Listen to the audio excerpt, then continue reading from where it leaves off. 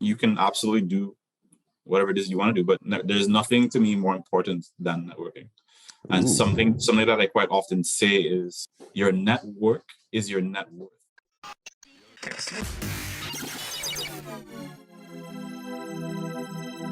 The show where we talk about data science in the Caribbean, highlighting practical ways that you can learn, get involved, and create your own impact using artificial intelligence and machine learning. This is the Caribbean Data Science Podcast with Mark Moyu and Jeff Sayon. All right, Dion, St. Hilaire, welcome to the show. Appreciate you coming on today. Cool, man. Thanks for having me. Vibes. So why don't you start off telling us kind of where you're originally from and kind of what you're up to these days, and then we'll sort of dive into your journey. Sure. Originally, I was born in the States, in New York. Early on, moved back to the Caribbean where both of my parents are from an island called Dominica. I was about like 3.5 or so. So I lived there up and went to school there up until through college. At college time, I left Dominica and went to Florida Tech where we met. Mm-hmm. Interestingly, I guess in high school, I used to swim competitively. So I know you've had a previous podcaster with you, Cecil. Yes, we share that in common. So we used to swim at Florida Tech sometimes randomly, find random pools to swim in.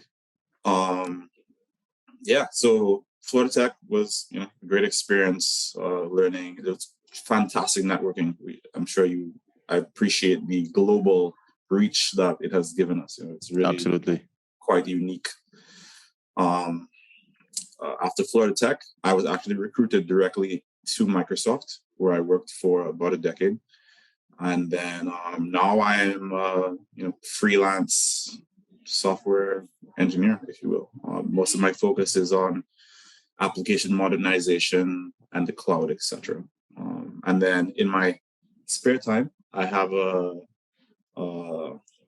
event production company. We do stuff actually globally. We do stuff throughout the Caribbean, in the United States, and other places as well. There's other opportunities are always developing, but yes, quite an interesting networking opportunity as well. So there's a lot that goes into that. So we can discuss whatever you want. Fantastic. So I'm excited that you highlighted dual careers. So I'll probably we'll dive into that for sure. So let's begin with, we do the show to encourage people from the Caribbean region to pursue data-driven careers. You are more on the software side, not necessarily, let's say, data science, et cetera, et cetera. However, none of this stuff can run without the cloud and the applications that you sort of work on.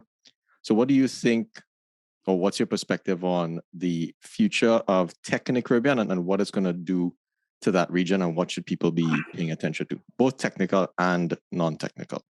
Yeah, well, I think it's quite clear, right? It needs to start with the cloud, because when you and I were growing up, if you wanted to, start Facebook, you needed to get massive servers, engineers, and tons of knowledge on stuff that you didn't have access to. So now, let's say you and I decide we're gonna create a new Facebook. We just design it to run in the cloud. So, that's a tremendous opportunity.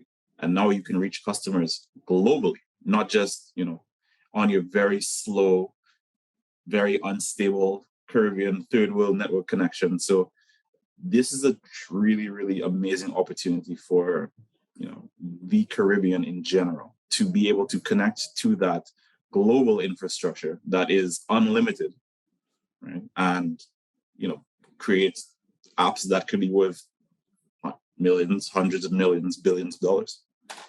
I want to dive into something, you mentioned unlimited. Can you maybe expand on that and what that means for people at home? Because I think when we oftentimes think of a business in the Caribbean, okay, if you're in Trinidad, that's your sort of local market. You might think about branching out to other islands. And I like that you said, think of global customers, not necessarily, hey, the next island up the road, et cetera, et cetera.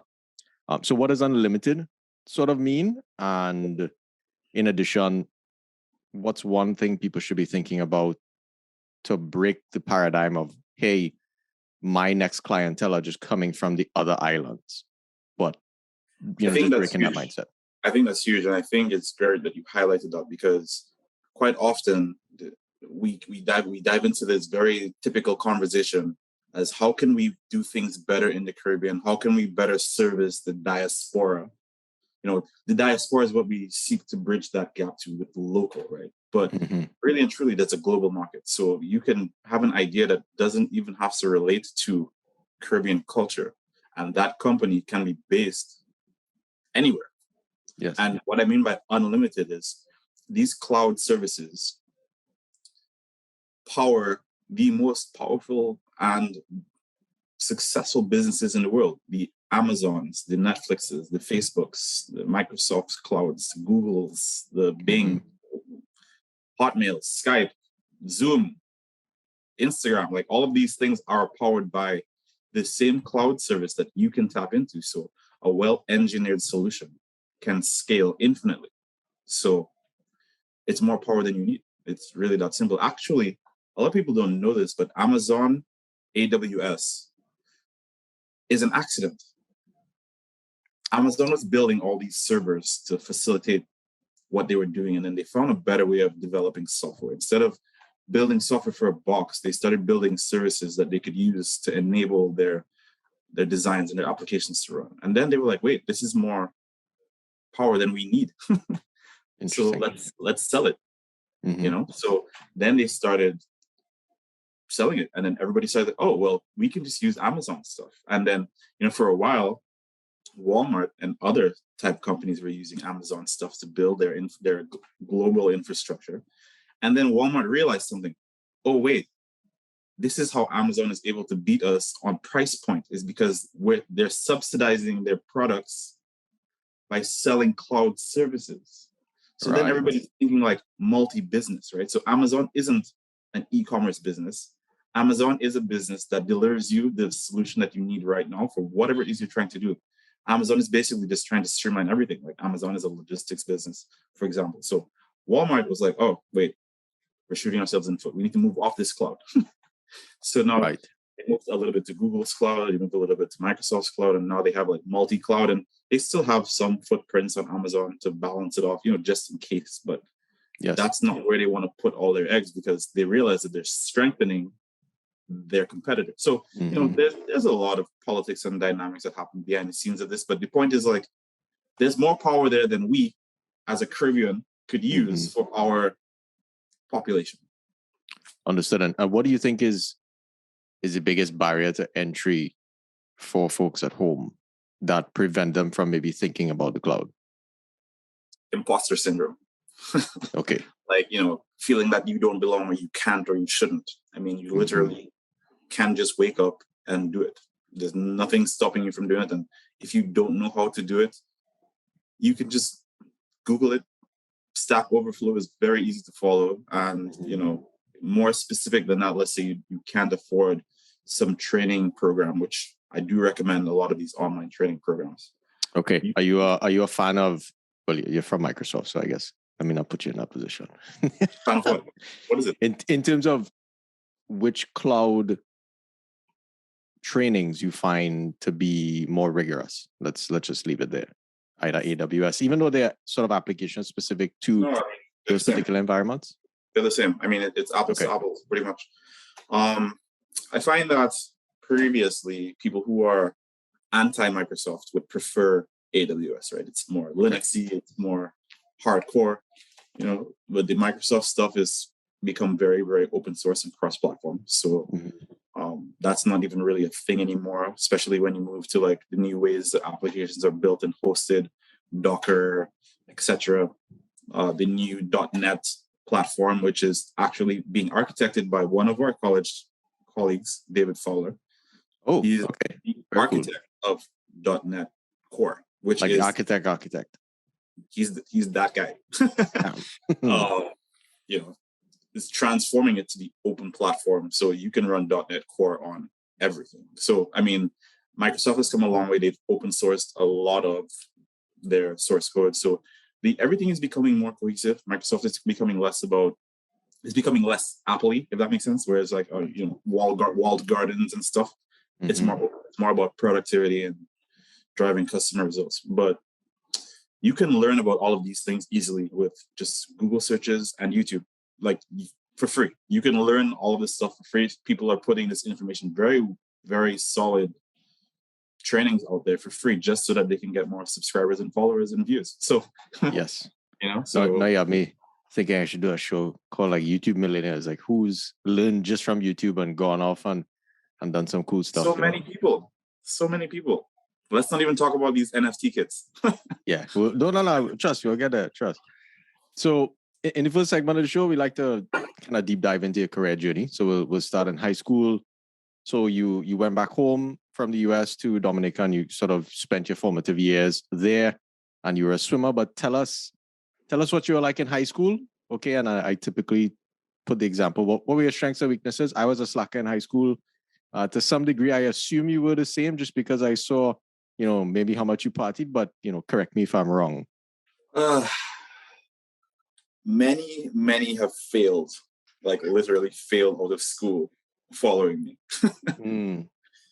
Like at Florida Tech, I know at least like half a dozen people who were hanging out with us and failed out of school, because I always took my school very seriously. I was always a great student, always put in the time. So, when I'm hanging out, you better believe that my work is already done. I see. I would have never known that. Well, exactly. Just like where does he find the time? Okay. So, but that kind of mantra has led me through my life. I like to have a lot of fun, maybe too much, and I like to work really hard. So yes, there's those two things that go together. Yeah, I think you're a great example of that. And in high school, you were quite diligent as well. Do you think that had something to do with sort of the rigors of swimming? Because I knew a couple of folks that used to swim, and very, very early morning workouts, you're swimming for like an hour and a half. So you get to school, you're super tired, and I guess you have X amount of energy to devote to whatever it is that you have to do, right?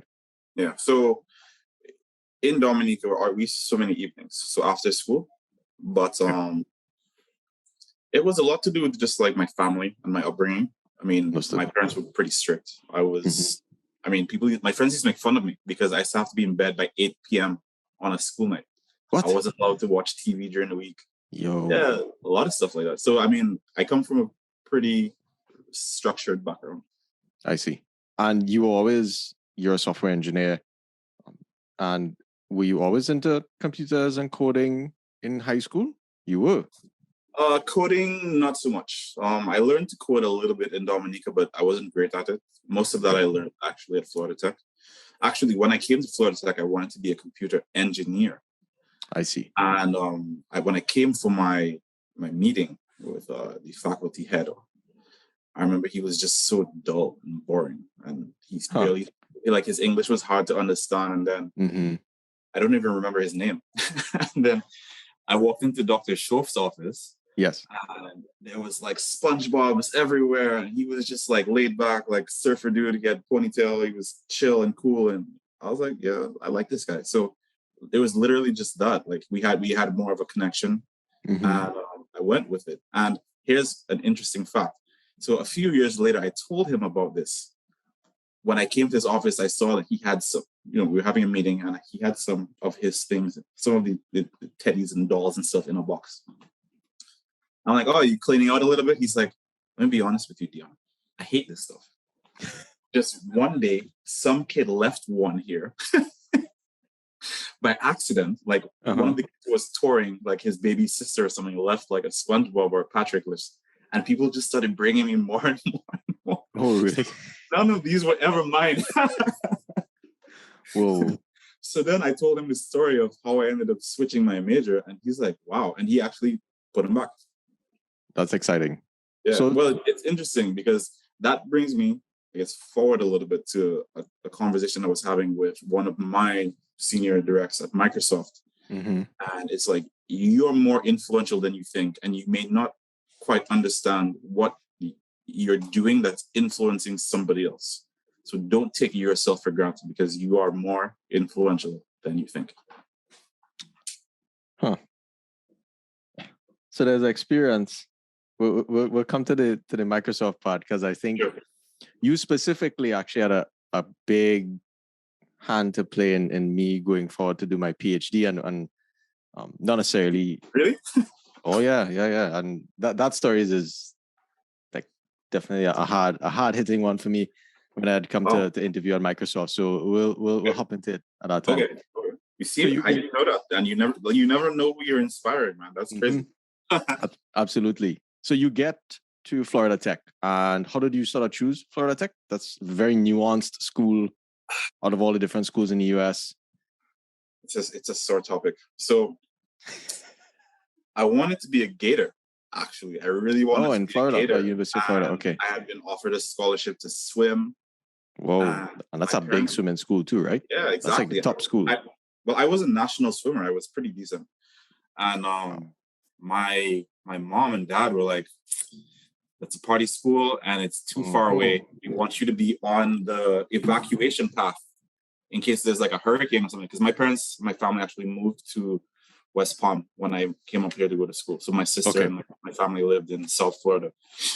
So yeah, they wanted me to be closer and go to a more academic school. Yeah.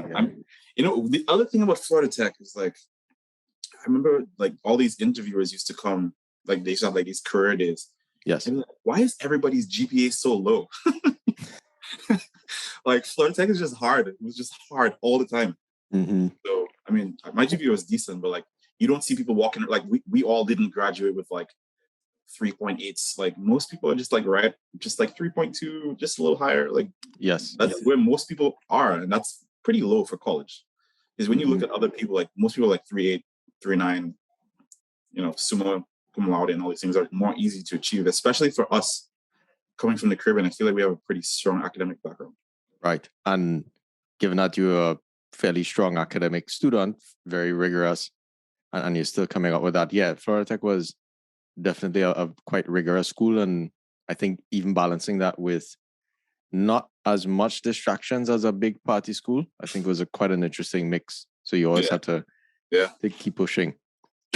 So you're in computer science. Also, we had to work harder to party at Florida Tech. We had to create our own fun. Yes.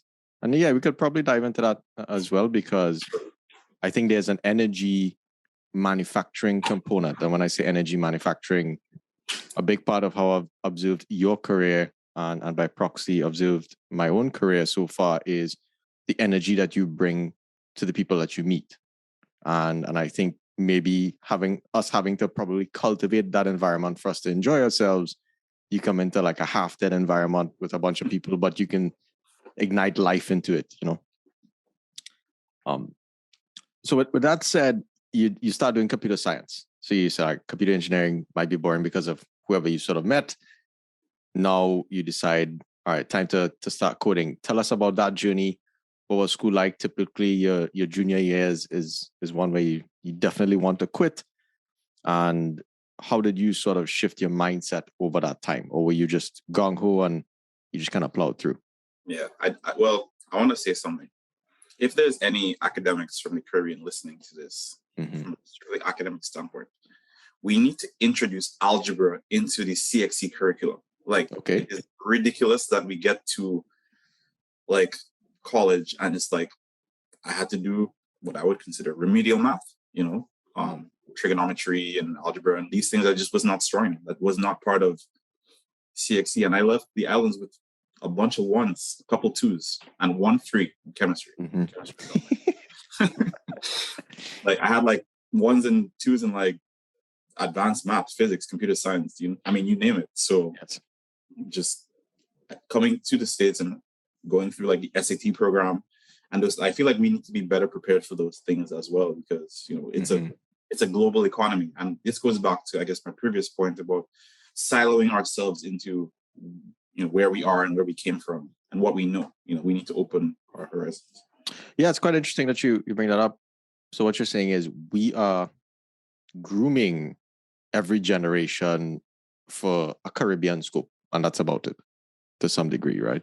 Well, I think it's more just like Her Majesty's scope, so we are all like Commonwealth. We have, Victorian etiquette and all these nice things, but the world is much bigger than that. And I think we can see that England is not really a global leader in technology, science. I mean, the stuff that we're discussing today. That makes sense. And I always wondered, at least at home, and this is probably very true in everywhere outside the US in terms of SAT preparation.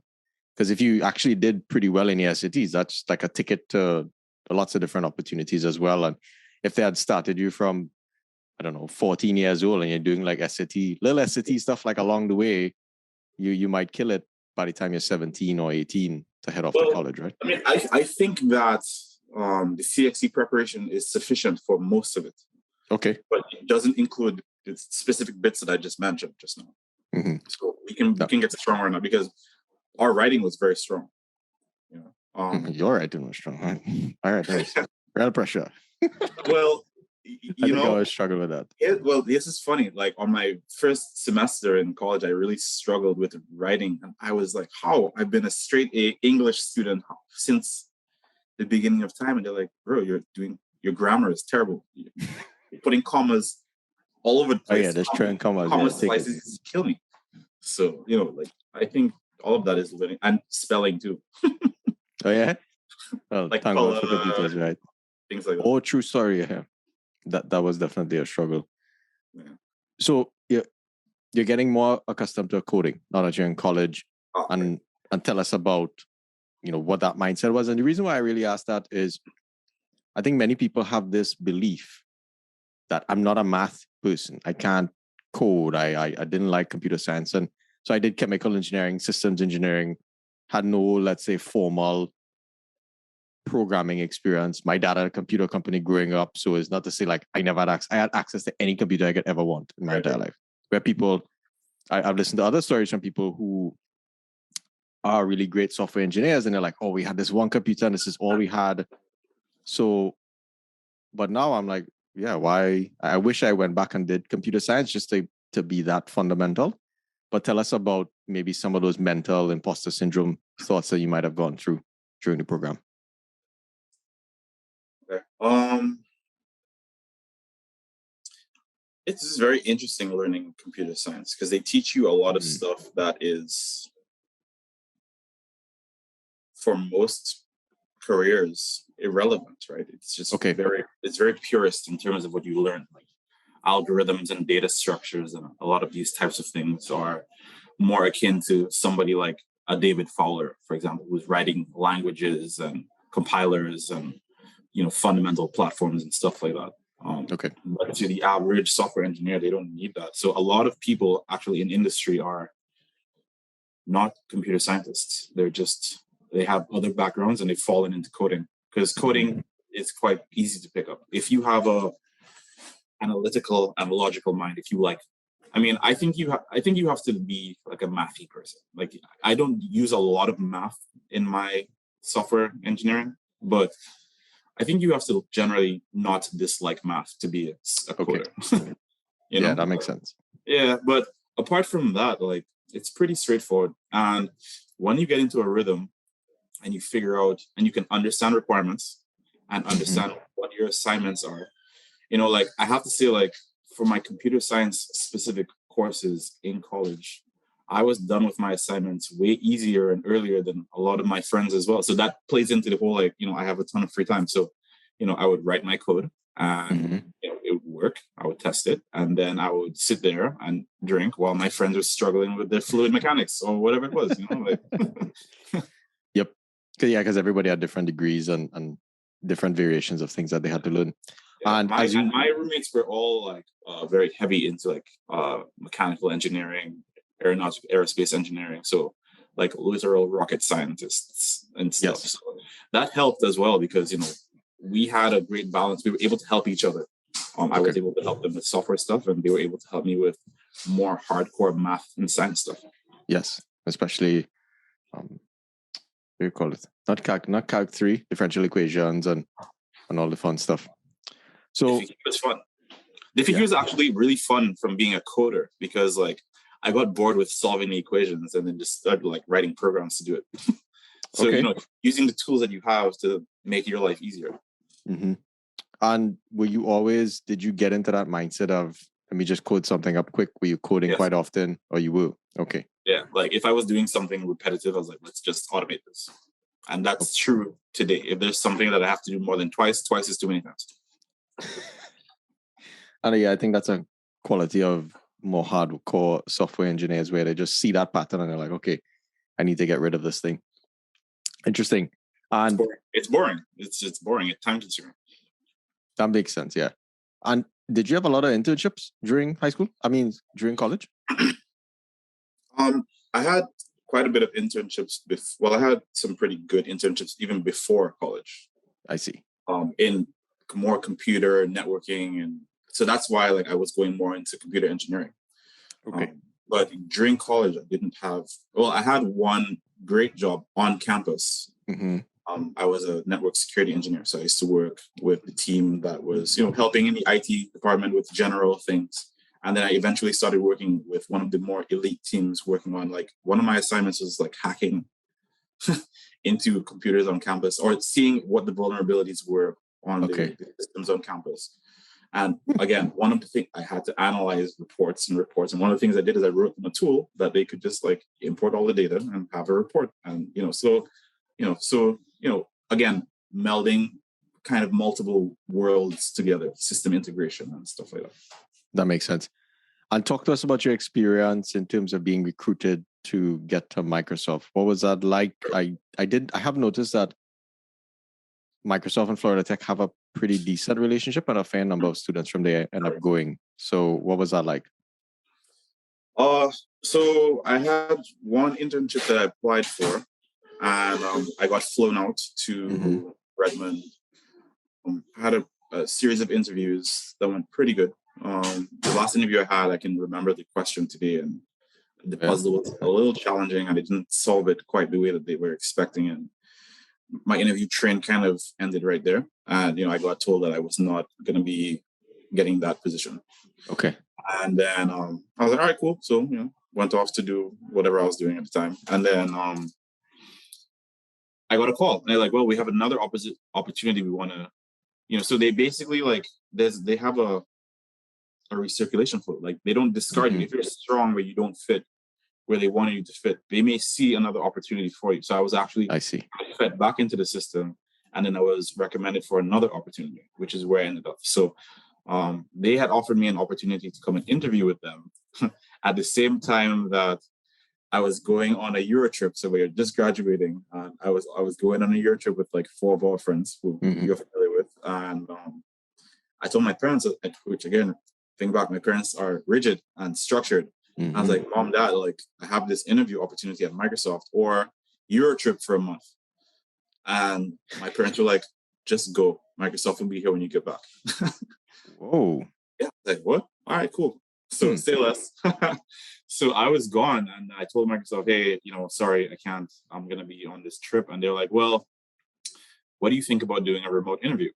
And this is before video calls were a thing. So it was just a phone call. One of the hiring manager, not the hiring manager, one of the interviewers called me, and one of the hiring managers. So I had a round of 3 interviews. Yes. And we were actually in Italy, moving from through the train stations and stuff. So I'm on the phone, I'm interviewing, and they know I'm doing this. I told them I'm doing this Euro trip. I don't really have time for this, but I'll squeeze it in. Okay. Wow. And it just so happened that it was happening while I was in transit, and I was able to conduct the interview while moving through train stations, hopping on and off trains, and they're hearing foreign languages. I'm answering small questions and asking for small directions. We moving, and that was one of the things that they're like, how are you able to maintain these threads while we're going through this? And that was, I think, one of the things that drew them to me. And they're like, listen, we love this conversation. We're going to let you get back to doing what you're doing. And when you get back, we want to fly you out here and have some more conversations. So said, so done. And then they made me an offer, and I started. And then that was it. Okay. And what was you were associate consultant? I see that's what you had on there. So let's talk about consulting. And one of the hypotheses that I had mentioned to you before is because we're from the Caribbean, you have this multicultural background. You're naturally speaking to many different people from different cultures. So customer-facing roles tend to be more natural to us, and we tend to probably shine there or are able to sort of carve a very deep path in that. So you want to comment on that based on your experience? I think it's more racial than anything else, to be honest. Okay. I didn't mean to take you all the way over there, but if you're going to talk about it, let's just put it dead or out on the table. So what they want to do, right, is they want diversity and inclusion. Mm-hmm. That's what they really want. Like, they want to see black and brown faces at their tables. And, you know, they look at us, and I'm sure you get this a lot, Mark. You know, you're not like other black and brown people that I know. You're different. Mm-hmm. You're special. Well, I'm not Black American. I'm not African American. You know, mm-hmm. I am West Indian. We have a different pedigree. We have Victorian etiquette, all the things that we talked about before. So, like I said, the CXC program and all the things that we learned, we were brought up to do, prepared us for being head and shoulders above African Americans, sad to say. And, you know, I think we're recognized at that level. Now, where it gets challenging is when you look at it from a macroeconomic standpoint, where it's like, all right, well, Mark is performing better than, you know, some nondescript, generic, white prep kid, right? Mm-hmm. But you're disadvantaged because, you know, you didn't start from zero. You're starting with debt. You're starting with settling in a foreign country. You're settling into learning about your surroundings. So, you know, everything is more challenging for us. So we are naturally more inquisitive. We're learning a lot more. I mean, I remember like one of the first times I met with my peers who had all just been hired to do the same role that I was going to be doing. So from a technical standpoint, we're on the same ground. But from a cultural standpoint, like they're sitting there talking about what's their favorite band or what's their favorite beer or brew. The culture is completely different. And then we have to grow into that. But our stories are also interesting. And as soon as we open our mouths and we have our little accent and all this kind of stuff, people are just kind of naturally, and, you know, more pleasant, and we aim to please. Everything is man, and, you know, like, like just it's cool. It's a vibe. So as long as you work hard and you deliver and you are, you know, so there's a lot going on there. I think that's what it comes down. It has to do with how we're reared, you know, and also like the fact that there's an opportunity where they want people that look like us. They just don't realize that we are not exactly who they hoped we would have been. You know, interesting. They hoped to have pulled somebody from a disenfranchised person into there, but we end up taking a lot of those opportunities away from them, which is a whole other conversation. Yeah, it's interesting you bring that up because someone else kind of pointed that out to me, the distinction of people of color from the Caribbean versus people of color from the US, and how maybe different roles are probably prioritized based on where you sort of come from. And within that thread, I wanted to share a story, I think, about interviewing. So did you interview at a lot of different companies before you got to Microsoft, or that was kind of like the one, and, you know, you married? I got really lucky, man. It was just one and done. They pulled me out, they put me in, and I, you know, rode that wave. I was, you know, very successful there. Yes. Ton of colleagues, ton of accolades. So, and I'm happy that you sort of brought that up in terms of you stayed at Microsoft for 9 years. And oftentimes, I think especially in today, the great, let's say they call it the great resignation, whatever that means, and everybody's hopping and getting big salaries, et cetera, et cetera. What mindset did you sort of enter Microsoft with? Let's maybe begin there. It's similar to what we discussed previously, just unlimited, right? One of the things that I was telling them was like, Microsoft has unlimited resources, like more resources than I can consume. Everything is a new experience for me. At the height of my career, or, you know, towards the end of my career, like there was nothing that would surprise me. Like I'd seen so much, like I'd been so many places. I'd traveled the planet doing really cool things that people can only ever dream about doing. So, I mean, I still think that's true. Microsoft is a fantastic place to work. There's no question. Understood. So tell us a bit more about your role. You were traveling a lot, customer facing as an associate consultant, and what were some of the things that you had to deliver for different clients? Sure. So, I mean, the name of the business is pretty much digital transformation, right? How do we fix this process to streamline it? Which goes back to, I guess, what I was just mentioning, right? If you have to do something more than twice automated, what is the process? How do you get from point A to point B? There's a lot of paper processes. You'd be surprised how many paper processes exist for things that you thought were automated, So that's been the name of it. So, just modernization, digital transformation. So, I've worked in, at the time, Lotus to Exchange migrations, automating some of how that works. This is before it was called Office 365, like it was called like BPAWS. Like there was lots of other stuff like that, developing applications for customers. I mean, at Microsoft, I've written apps in Silverlight, which is dead. Okay. I've written apps in C, C++.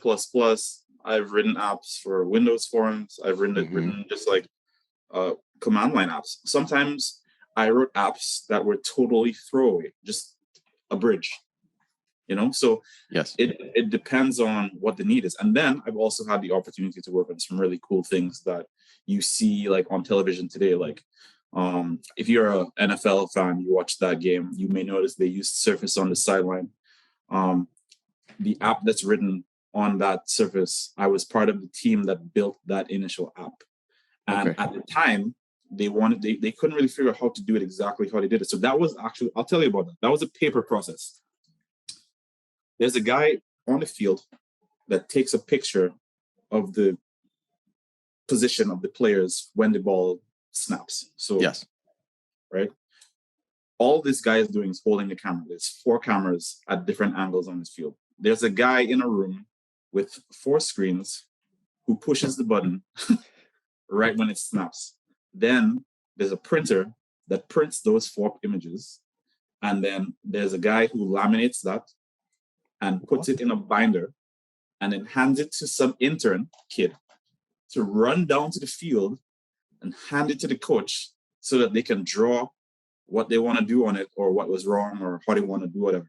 And that's the process. That's how they do that. So we created an app where they push the button, puts it on a server. It then notifies all the listeners that, hey, there's a new image, go download it. They download it, it pulls up, and then they use their pens and they write on the screen. So something like that sounds so simple and kind of expected in this day and age. Yes. Wasn't. It just didn't exist. So what was cool again is David. So one of the cool things that David did, which actually kind of got him to where he is today, is he saw an opportunity where there was a bunch of protocols on the open web that people would use for server to client communication. Okay. And then he bundled that into an easy-to-use framework that could be used in the .NET platform called SignalR. So cool. SignalR was actually the technology that we used to do that back then. So it was also cool that, I had gone to college with David. David is one of my good friends even till today. I was able to just call him up and be like, hey, can you jump on a call? So you have the product team, the guy who invented the thing, talking to the guys at the NFL with me, putting this thing together that we're going to use to revolutionize how football is played. So, that's extremely impactful, stuff like that I've worked on.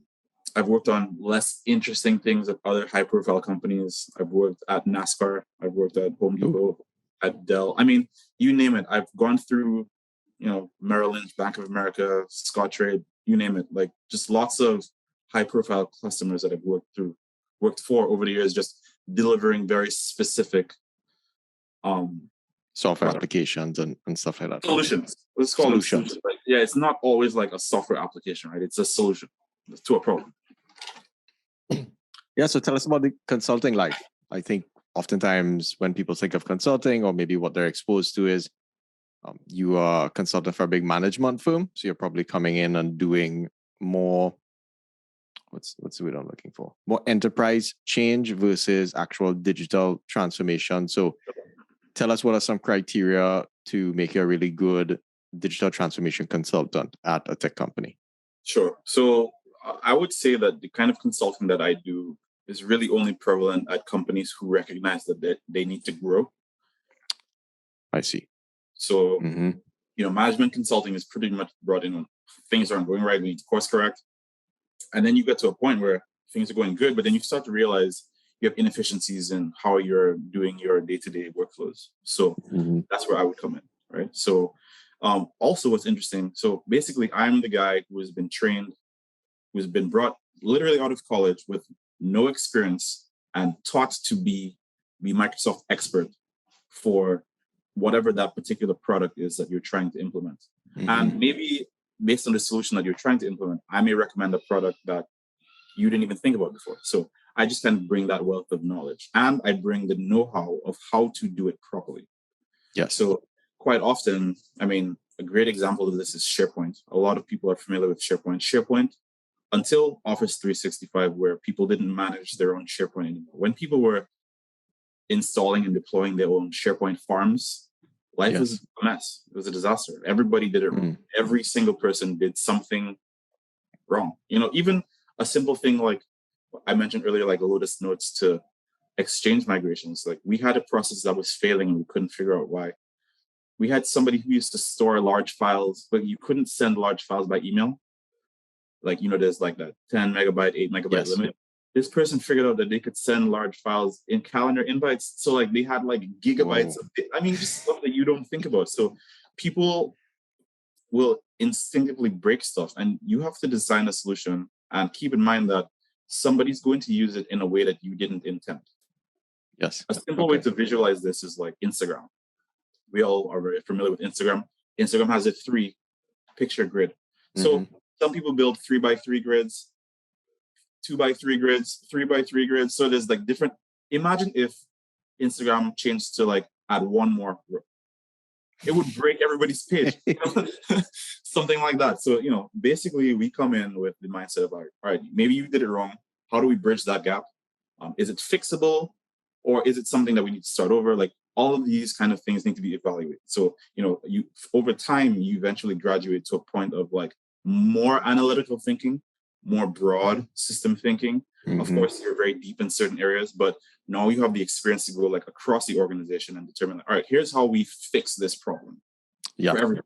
Here's how we, you know, streamline everything. And then customers can like really, and then you have to, I mean, this goes back into the sales of things. So as a consultant, you kind of always have to be selling. So it's like, all right, so our billables are going up. You're paying us more money, but look how much more money you're making, you know? So, you know, you kind of have to be that trusted partner to show them that with you and them working together, you know, it's a successful path, but you have to be on that growth mindset, because if you're not, you just see consultant billables, and then, you know, your business, you know, not really moving. That doesn't work. Talk about how you balance that approach between people facing and being deeply technical. So it seems that somewhat comes kind of natural to you. I don't want to make that particular assumption, but yeah, any comments on that I think would be great. Yeah. Well, I mean, I think it goes back to like my ability to be, you know, kind of fun and not fun, right? It's similar to that.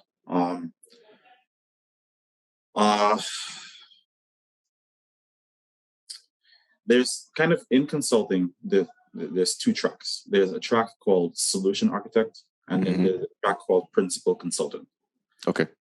Principal consultants are more technical and less salesy, and solution architects are less technical and more salesy.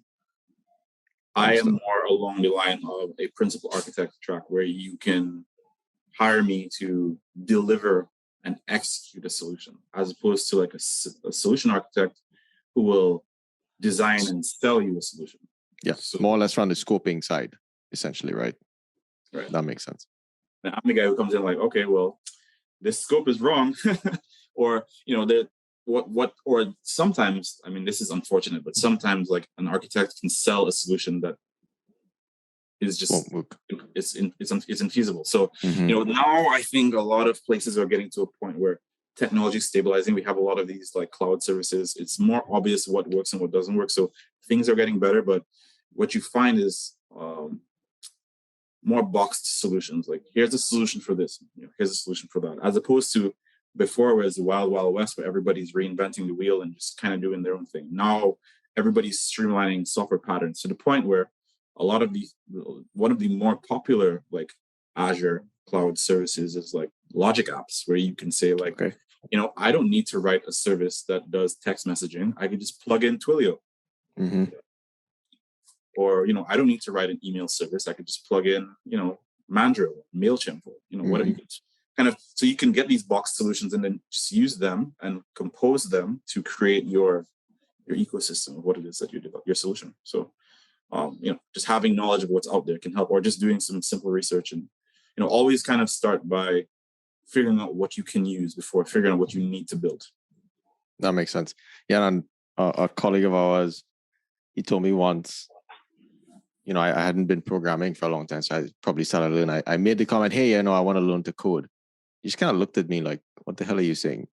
And I think what he was trying to get at was you have to know what you want to build before you go sort of learn to code. And that kind of always stuck with me. Instead of just sitting down learning a language, hey, figure out kind of what you want to achieve, and then the language will sort of choose itself to some degree, right?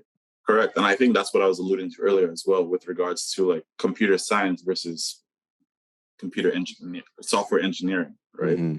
Yes. Like sometimes I can say, all right, well, I can see how like my really deep knowledge of how computers work can help us to come up with a solution that maybe doesn't exist. So you still need those people, but for the most part, engineers I can kind of box that idea and hand it to an engineer and they can execute it. That makes sense. Yeah, I wanted to share my Microsoft story. And one of the other threads I try to re-highlight in this podcast is the value of networking. And I think to some degree, networking has different connotations to different groups of people. However, I knew you in college, and I used to look at you and I'm like, this man throwing parties, but then, he works at Microsoft. So I was very confused as to, like, this guy is supposed to be super nerdy software engineer, but he lyman, he partying, he throwing parties. And I'm like, how? Like, you could be both. And in seeing you do that, I think when I decided to apply for that job, I don't know did you reach out to me or did I reach out to you? I think I might have reached out to you, if I remember. And so I get the interview. So I'm like, okay, well, I get a referral. So I'm getting flown out. This is my first experience sort of getting flown out. So you're feeling good. For instance, I don't like school at all. So I was in my master's, and, as international students, you kind of have to. Hey, you don't like school, but you have so many school, man. degrees. Bro, I hate school. Schooling. Hardcore, I hate school. You see how we could assume things about each other that are not true? Absolutely. Yeah. If I had the opportunity to work in the US from, like, let's say 18 years old, I would never go to school.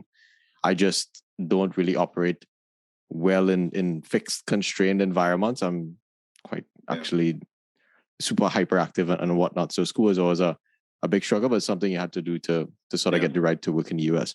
Right. And so I get the interview at Microsoft. So I show up and you do the interviews. It was for a technical account manager. And that was the first time I'd kind of learned about that particular I think you would be great at that role. Yeah, and I think that's because of the people facing and just you're talking to people and understanding all the different perspectives that have things accomplished. Right. And so I was pretty confident that I was going to get an offer. And it never turned out. Everybody else who I thought would get an offer got it, except for myself. And that was the end of my master's. And I was like, crap, I didn't get this job. And I was super depressed. And I had an offer on the table to go into a PhD. So usually after you graduate as an international student, you have your 1 year of work experience that you can take to the market. That's like a gold ticket. And so I made the plunge to go into my PhD. But that one experience at Microsoft, there was a guy there that interviewed me, and he said, hey, you know what? Even if this doesn't work out, like my first interview at Microsoft didn't work out. And he said it took me like 5 years. He went to work and did a bunch of stuff for like 5 years and came back and got into Microsoft. And funny enough, 5 years later, I had met up with Cecil and got an interview again and got flown out. But it didn't work out. So the reason why I highlighted that story was you're going to hit certain roadblocks along the way, especially as you think about maybe getting into some of the big tech companies. And how have you sort of advised your friends who've gone, maybe not got the first love type of opportunity that you did?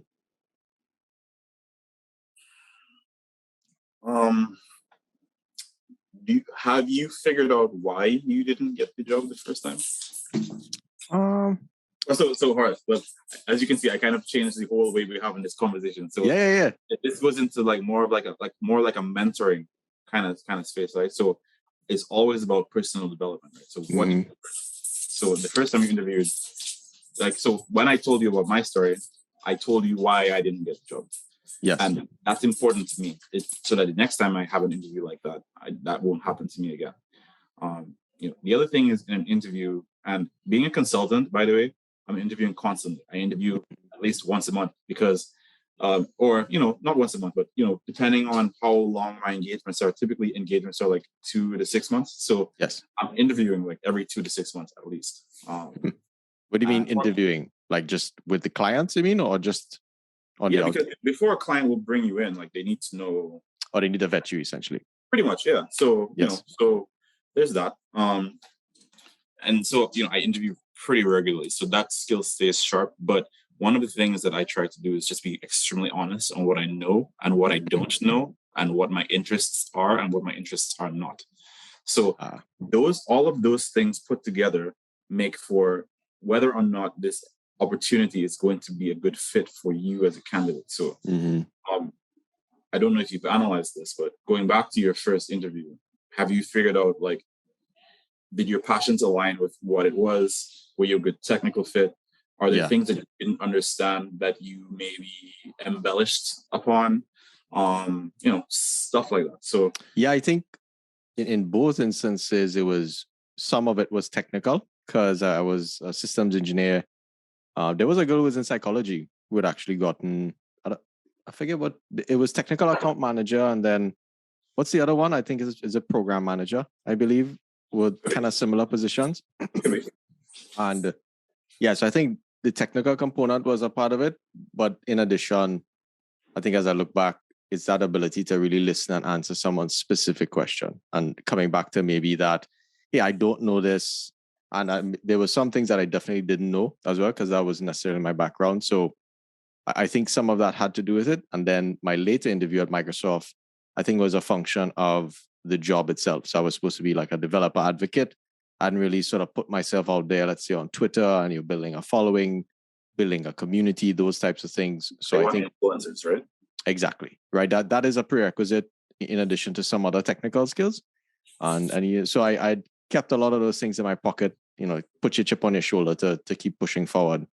But I think it's important to understand the job that you're interviewing for, right? Mm-hmm. Because even just recently, I have a friend who's a pilot, and he's a commercial pilot. Okay. And,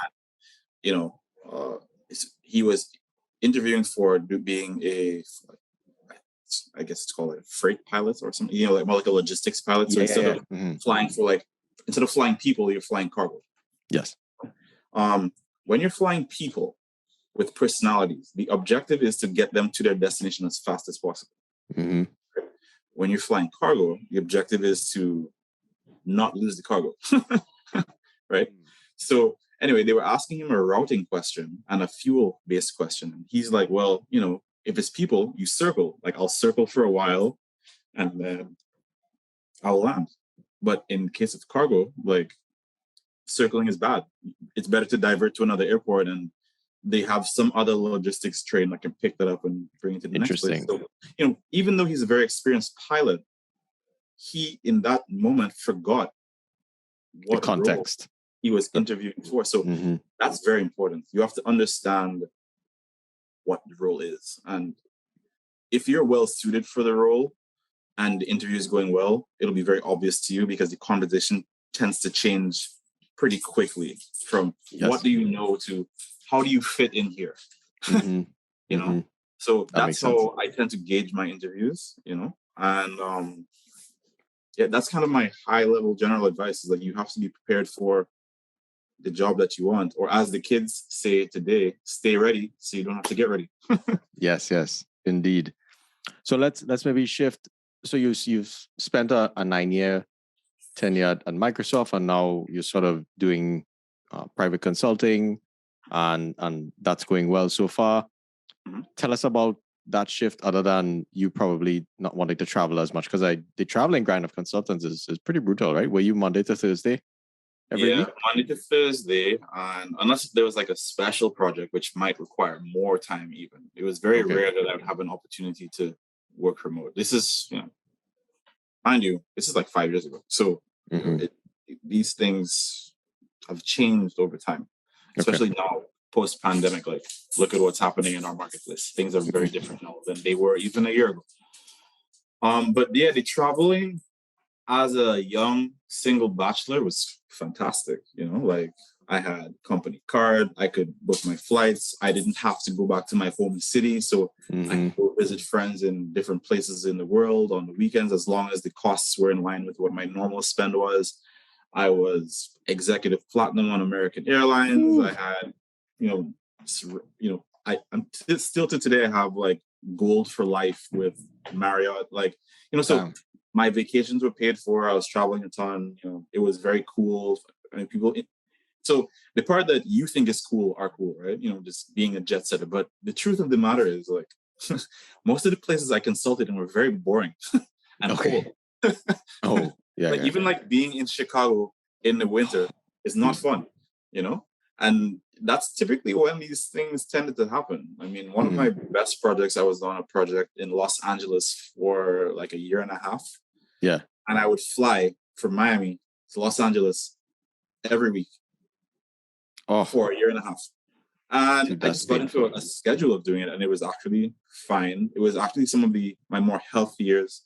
What I did is I just kept my body on Eastern time. So I would wake up early, like 4 or 5 o'clock in the morning. I would run to the gym. I would work out for an hour. I would run back to my hotel. I'd get ready. I'd be in the office. I'd come home early. I would call back to the East Coast, because if you don't call the East Coast right at 5, remember 5 o'clock LA time is like 8 o'clock Eastern time. Any later than that, people in bed pretty much. Yeah, exactly. You get those calls in early, a couple late nights. Of course, you're a consultant traveling with an expense account, so lots of alcohol, lots of raging. So everything that you would imagine was happening. But it also like can be just draining in certain instances where you're working on a not so fun project in a not so fun place, which happened more often than not. Yeah. And then you're not sleeping in your own bed, and you're in a bunch of different hotels. Actually, I was pretty productive in the evenings. So, from like the hours of 5 to midnight, I got to work on, kind of my own stuff, especially like when I was, a single bachelor. But when I became more serious about family life, when I got married, it was still fine. When I had my first kid, it started to become a drag, because my wife is we had established a very structured lifestyle for my daughter. And when I would get back on Thursday, it just felt like I was disrupting her flow. It just felt like, this guy is just like, he wants to play all the time or, whatever it is, as opposed to like being lockstep in what's been happening all week. And, I just kind of started to feel like an outsider in my own house, which was strange. So that was the beginning of the decline for me and like my gung-ho spirit at Microsoft, and then after my son, it just became obvious that it was time to just reevaluate things. So actually, after Microsoft and I kind of parted ways, I didn't get back into that immediately. I spent, like half a year or so just kind of focusing on my entertainment production company. Yes. And then, then got back into balancing that with my freelance consulting, which, is interesting, but it allows me the opportunity to be much more flexible with my schedule. So I just, basically my calendar is a blank canvas, and, if it slots in, it slots in. If it doesn't, it doesn't. And, That's whatever I need to accomplish, just make sure you hit your deadlines and everybody's happy. Sweet. So let's talk about your event production company. And one of the things, like I said, I've kind of admired about you throughout the time that I've known you is you breaking this so-called mold of what a software engineer is, or that particular stereotype. So tell us about how you took your natural sort of inclination to have fun with friends and sort of scale that up to something that's quite interesting.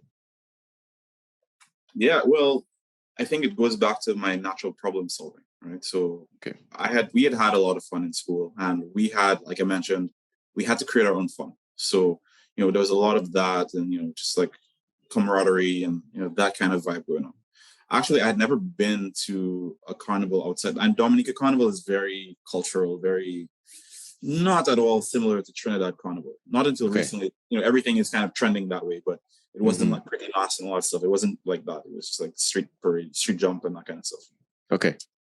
So, 2011, I think, was my first introduction to Trinidad Carnival. I went with, our friend from college, Kemba, and he just threw me into the deep end. And, it was a whole new world. I was like, oh, this is like really fun. Oh my God. And I think what was the funnest part about it is we had gone to Florida Tech. We had our Caribbean Students Association. We had our fun. We had our conferences where you get to meet everybody. Yes. So Carnival is just like a bigger conference. And then you're seeing all your friends from all over. You didn't know who were even going to be at Mandy. This is before like Instagram, right? This is when like you have Facebook. It wasn't what it was then, but I mean, you're just seeing people like, hey, like, hey. It's just like gladness, just pure gladness all day long, and you're exhausted, but you can't wake up to go do it again. And that was like my introduction to that. So, I had moved to South Florida to be with my wife, and we started, our, planting roots here. Yes. I wasn't living here at the time. I was living in North Carolina. Okay. And then we played mass with this one band here in South Florida called Generation X. And they were extremely disorganized. But it was a great time on the road, but like the whole process of getting your computer and it was a mess. It was a disaster. So, I reached out to the band leaders and I'm like, well, my wife, by the way, is an event planner. Oh.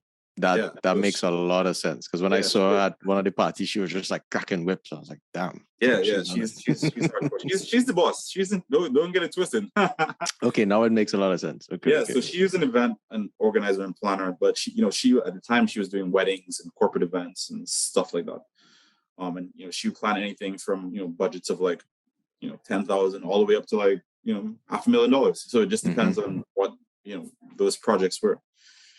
And I said project, events, right? Now I look at them more like projects, right? Just like, what are we doing? What do we need to accomplish? Is this running on schedule? Stuff like that. And then, that's kind of what our brand is built around today. But, so we got into Generation X and we just started helping. And we were, helping to make it better every day. Okay. And then it became a grind where we had hit the ceiling of how far they were willing to go in terms of making it better. And then we just told them, hey guys, this is just too dysfunctional for us. And we kind of stepped away from it. And then we just kind of got into doing our own things. So, just from the level of detail and effort that we put into each one of these executions, we get recognized and, invited to do more and more things, which is, I have to say it's been a very interesting ride for me in particular, because Carnival and Soca and Caribbean events and stuff is very, very Trini or very, very Jamaican. And I'm neither. I'm from Dominica, as we've established.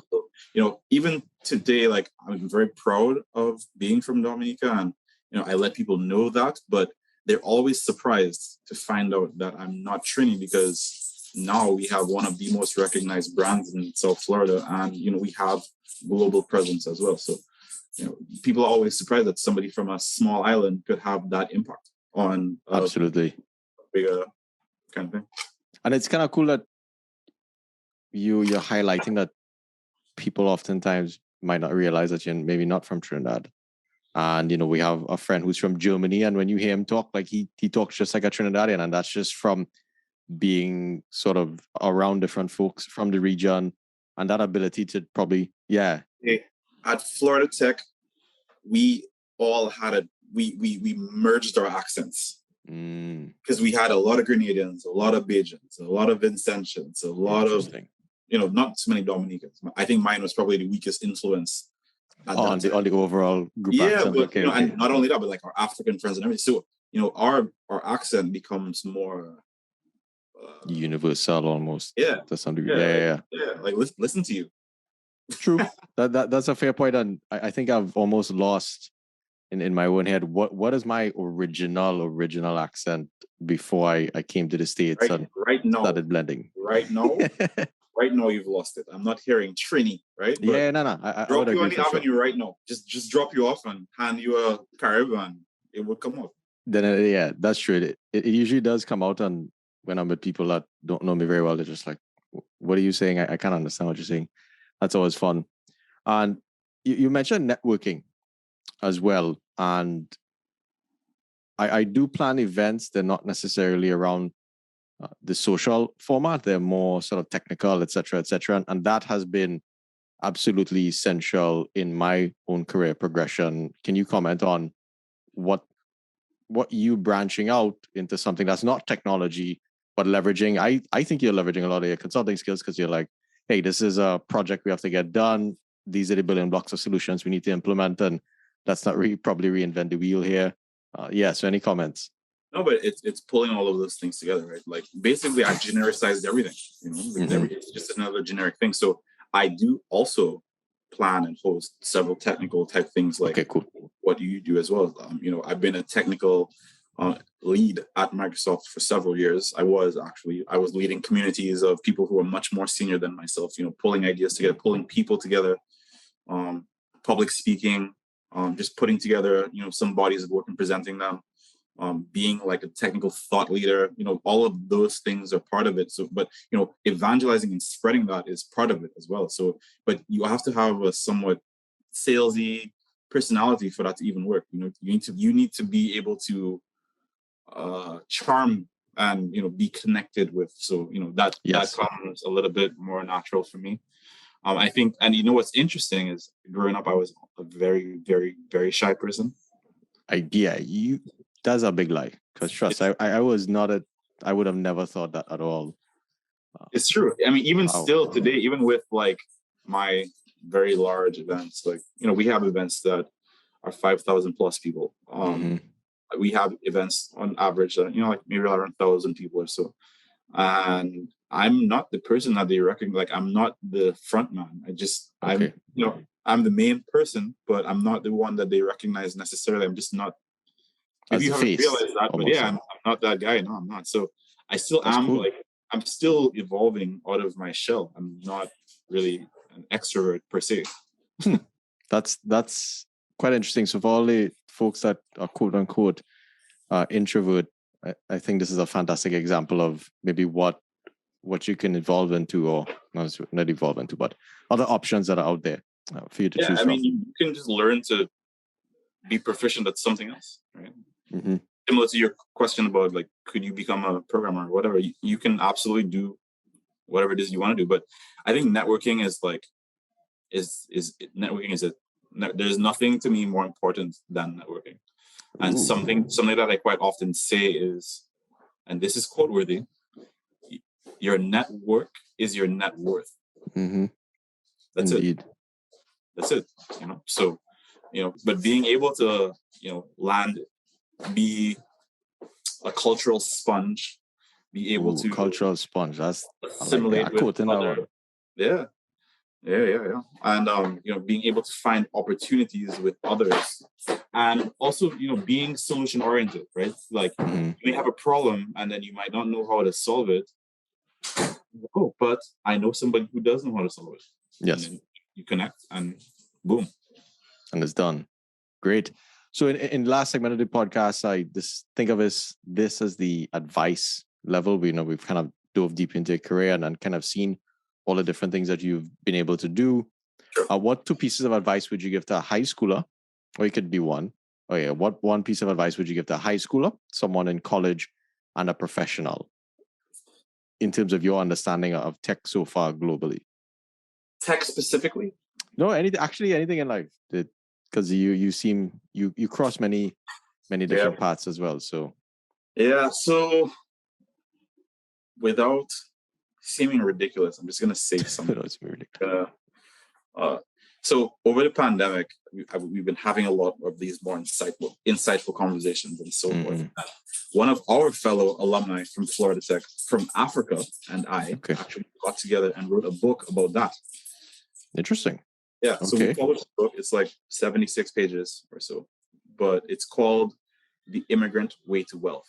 And it basically the preface is like, this is the book I wish somebody would have handed me when I landed at JFK. Wow. Yeah. So, it puts together a lot of these key concepts, and a lot of it has to do with finances. Because, I mean, all of this that we're talking about is really just so that we can become middle class or better. We've come here for better. And going back to, again, the fact that the workplace is so different now. It's like now we could legitimately move home, right? True. Which is something that like 2 years ago was kind of unfathomable. But right now, with the way that everything is remote, we could be having this conversation from Trinidad and Dominica right now, and nobody would even know the difference. Who's to say that that's not where we are now? And we can have the same level of conversations that we have today, be just as efficient as we have today, and we could line on the avenue in the afternoon. Yeah, so, get all the food on doubles and everything. Yeah, these are the opportunities. So maybe in a way, the pandemic is a blessing in disguise for the Caribbean, which I think is going through a tremendous brain drain. And that is another conversation for probably another time with maybe even a larger panel. Yes. But, I think that just being more focused and diligent on being ready. So again, be ready so you don't have to get ready. Your network is your net worth. And, just if you continue to network and you continue to be sharp, then you can start to demand the kinds of opportunities that you would like to have, not the ones that just kind of land in your lap. So, I have folks that I work with that I mentor and so on and so forth. And I always take time to point out to them when I decline opportunities. They're like, but this is such a good opportunity. I'm like, yeah, but this doesn't check these other boxes that we're looking to establish. And doing this is going to take time away from being able to do that. So, say no to good so you can say yes to great, kind of thing, right? So, not every opportunity is a good opportunity. And for the youth as well, I think a lot of them can get tied up in a grind. Just, I'm doing this to pay my bills. You have to be able to take a step back and evaluate what's good for you and your longevity and your long-term goals. Make a 5-year plan and continuously evaluate how you're trending towards your 5-year plan. And, every year, even if your job opportunity doesn't do it properly, evaluate what you've been able to accomplish for the year. So like, I've worked at, in my, so one of the companies that I worked for recently, actually, going right into the pandemic, I was a consultant with a company and they had offered me a full-time position. Okay. And I accepted it right before I got on a plane and went to Carnival. Yeah. Typical Devin, right? But then I came back to stability, right? And contingent on me accepting that opportunity was a whole bunch. It was a smaller company, but they had promised me certain opportunities within the company that, basically if you hit these metrics, you can achieve these things. Yes. And, they kept kind of using the pandemic as a crutch to not do those things. So, I left eventually, which is to be understandable. And also, like, I came to the conclusion that I really just love consulting more than just like being an in-house person, because now you have to deal with, other things, politics and stuff. But that's a different conversation. I think the point was that when I was leaving, even though I didn't have to do an exit evaluation, I did one. Okay. And I started out just writing bullets, right? Not even sentences or paragraphs, just bullets of what was accomplished. And I had like 2 pages of bullets that I had submitted to my direct manager. And he was like, bro, pain. I forgot we did all this stuff. Like, yes, holy crap. How are we going to function? I was like, well, the good news is like I've automated all these things. So you don't need to do them anymore. But, you're not going to continue to have that growth, right? So, but even that was eye-opening for me. Is like I was able to show them and prove to myself the value that I was able to bring to the table by evaluating my results. So, set a goal, set a stretch goal, and if you don't achieve it, great. But then, what's the aim for this? Stars land on the moon kind of thing. Absolutely. So I guess last 2 questions. What are 3, I think you kind of mentioned it, but what are 3 principles you live by? Was it those 3 that you had mentioned before in terms of advice, or what's sort of internal to you? So networking. So your network is your net worth. Stay ready. Stay ready. Get ready. I'm sorry I'm making it corny, but it's just going to be easier for everybody to remember. No, it's funny how the corny things like you go read all these books and you come back to the same point. And humans are quite interesting. That I think as life goes on and you update yourself as a person, it speaks to you in probably different parts of your life as well. Yeah. So stay disciplined. Obviously, that goes back to like stay ready, right?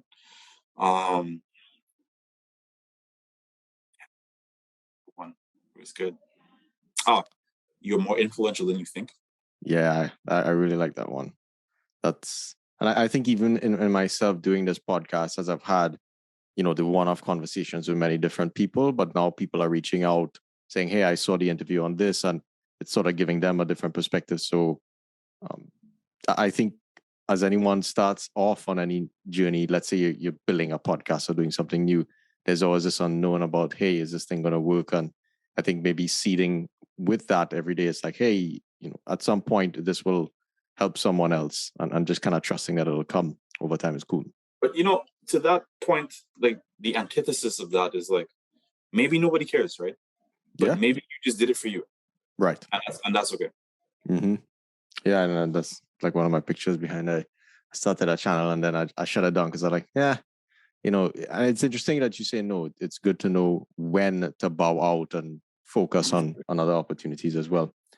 And last question: what are 3 books you recommend? You did mention one, right? The Immigrant Way to Wealth. What would be maybe 2 more books? It could be anything. It could be technical, non-technical. Sure. Okay, so in that book, towards the end, we actually have like a list of books that you should read. And there's 2 books that stand out that people like. One is really good. It's Rich Dad Poor Dad. Yes. I'm sure you've heard of it. That's a great book to read. And there's another one called The Subtle Art of Not Giving a Fuck. Is it good? Like I haven't gotten it yet. Read it. Yeah. Okay. What do you have to lose? I guess it's the title of the book, True Story. Yeah, I buy a lot. Clearly, you can see I have a lot of books for style, right? Perfect. So that's 3 books, yeah. But I mean, if you read the other book, I'll send you the link to it so you can check it out. Yeah, absolutely. I'll put it in the show notes. It puts a lot of things in perspective, just basic stuff. Like even like this conversation, like, I'm not trying to go super deep and lose you. Like we can talk about things in a simple way that just makes sense. So, we talked about saving money, building wealth, being happy, how to, work-life balance. Work-life balance is a big one. That's another one for the tips for someone. Is like, you can't just work. You have to learn how to balance that. It's a little different for everybody else. Right. But you have to, find what works for you. And listen to your body and know when it's time to switch gears. Yeah, that balance is a big thing. I'm reading this one called The Gap and the Gain right now, and that's been quite pivotal because at least when you measure your success, you're always measuring sort of in the future, and to some degree that goalpost is constantly moving. So you always get this kind of angst that, hey, I'm not achieving it or not getting there. But like you were saying, hey, write down all the things that you've sort of done along the way, and that's your real measurement. Well, not just that, but like write down the goals, because you may have achieved the goal along the way and not even realize it. That's a good point. I didn't realize. One more point for everybody is please invest your money. Even if you don't want to actively trade. Yes. I'm not talking about that. Just find like S&P 500 and just put money in there. Please, just do that. Just make it grow. Yeah, I mean, leaving your savings in the bank at this point is archaic. That's not the way. So find Robinhood or whatever. Just put your money there and don't touch it. Just keep adding more. If it goes down, buy more. Buy more. Yeah. Good point.